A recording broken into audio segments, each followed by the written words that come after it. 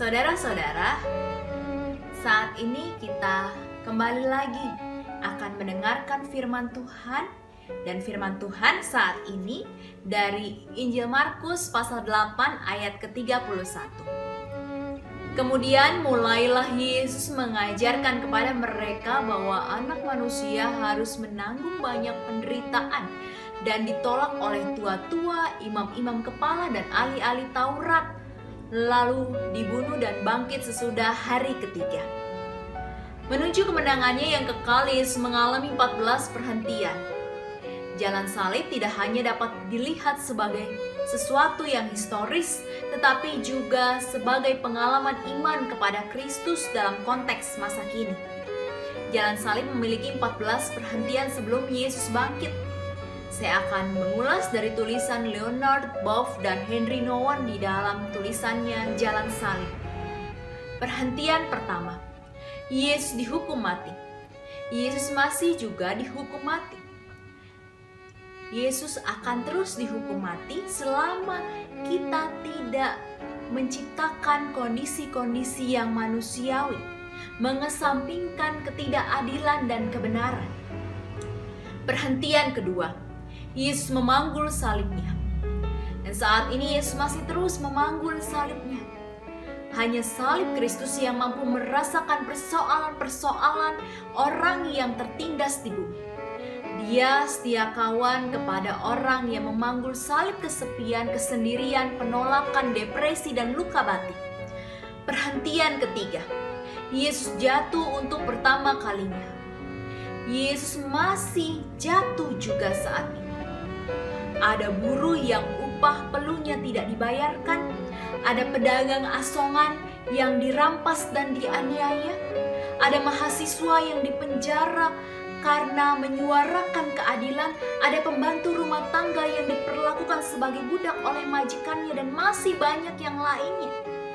Yesus jatuh bersama dengan mereka yang jatuh. Perhentian keempat, Yesus berjumpa dengan ibunya. Dan saat ini Yesus masih berjumpa dengan ibunya. Maria berduka melihat jalan derita yang dialami Yesus. Kedukaannya membuat hatinya menjadi hati yang menawarkan penghiburan dan kelembutan seorang ibu. Ibu yang berbelas kasih akan membuat anaknya menjadi kuat di dalam menjalani derita. Perhentian kelima, Yesus ditolong oleh Simon dari Kirene. Yesus terus ditolong oleh Simon dari Kirene. Yesus tidak sanggup memanggul salib dan memerlukan bantuan seseorang untuk menyelesaikan misinya. Saat ini pun Yesus membutuhkan kita untuk menyelesaikan misinya, memanggul salib bersamanya dan demi Dia. Perhentian keenam, Veronica mengusap wajah Yesus. Veronica masih terus mengusap wajah Yesus. Tindakan Veronica mengingatkan kita tentang wajah hamba yang menderita, berlumuran darah dan penuh peluh. Wajah penderitaannya tidak memperbolehkan untuk berputus asa, karena selalu ada manusia yang menaruh rasa iba dan penuh cinta. Perhentian ketujuh, Yesus jatuh untuk kedua kalinya. Yesus masih saja jatuh dan jatuh lagi. Kejatuhannya dan kejatuhan kita merupakan bagian sejati dalam jalan salib. Yesus bertemu dengan orang-orang yang menolaknya.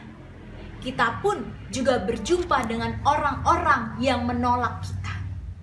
Perhentian ke-8, Yesus menghibur para perempuan Yerusalem. Para perempuan masih saja menangisi Yesus. Kita pun harus menangis.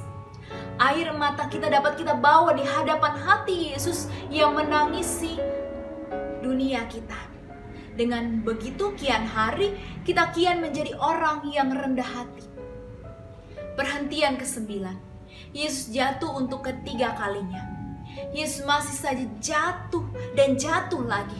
Yesus memanggul jatuhnya para pendosa secara menyedihkan dan berdiri kembali melanjutkan perjalanan untuk menyelamatkan pendosa.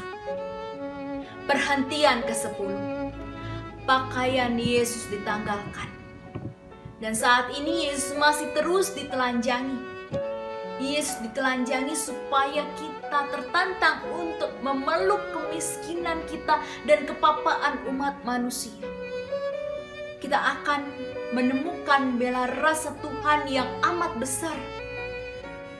Kita mengenal bagaimana memberi, mengampuni, menawarkan bantuan dan menciptakan komunitas penuh kasih. Perhentian ke-11. Yesus disalibkan. Yesus masih terpaku pada salib. Dia disalibkan dalam diri orang-orang kecil yang tersisih dan diremehkan. Dia disalibkan dalam diri orang-orang yang dianiaya karena mereka haus akan keadilan. Dia disalibkan dalam diri jutaan orang yang setiap hari menderita kelaparan, kesepian, dan penganiayaan. Perhentian ke-12. Yesus wafat di kayu salib. Yesus masih wafat di kayu salib. Beribu-ribu manusia korban kekerasan meninggal setiap tahun. Beribu-ribu orang dibiarkan menanggung nasib mereka tanpa dukungan saudara-saudara seiman. Ada jutaan janin yang menjadi korban aborsi dan lain sebagainya. Yesus disalib melalui berbagai peristiwa yang tidak bertanggung jawab. Perhentian ke-13. Yesus diturunkan dari salib. Yesus terus diturunkan dari salib. Yesus diturunkan dari salib dalam keadaan tidak bernyawa. Ia mengingatkan akan kematian. Kehidupan dan kematian menjadi sebuah misteri. Setiap kematian meninggalkan pertanyaan terbuka. Perhentian ke-14. Yesus dimakamkan. Yesus masih tetap dimakamkan. Mereka semua yang mau seperti Yesus harus mengorbankan kehidupan mereka karena cinta, demi kehidupan manusia yang lebih layak. Kematian bukan hanya tentang tubuh, tetapi juga melenyapkan ego bagi sesama dan ciptaan lain. Ini tentangnya, aku dan sekitarku. Via Dolorosa. Jalan penderitaan yang dialami Yesus mengingatkan akan kerapuhannya dan kemegahannya untuk menaklukkan dosa. Hadirnya wabah corona membuat kita dicelikan oleh Tuhan sebagai manusia yang rapuh dan tak pantas bermegah karena kita semua berdosa. Lukas pasal 5 ayat ke-32. Aku datang bukan untuk memanggil orang benar, tetapi orang berdosa, supaya mereka bertobat. Selamat menjelang Triduum, nyatakan dosa dan tobat di hadapan Tuhan.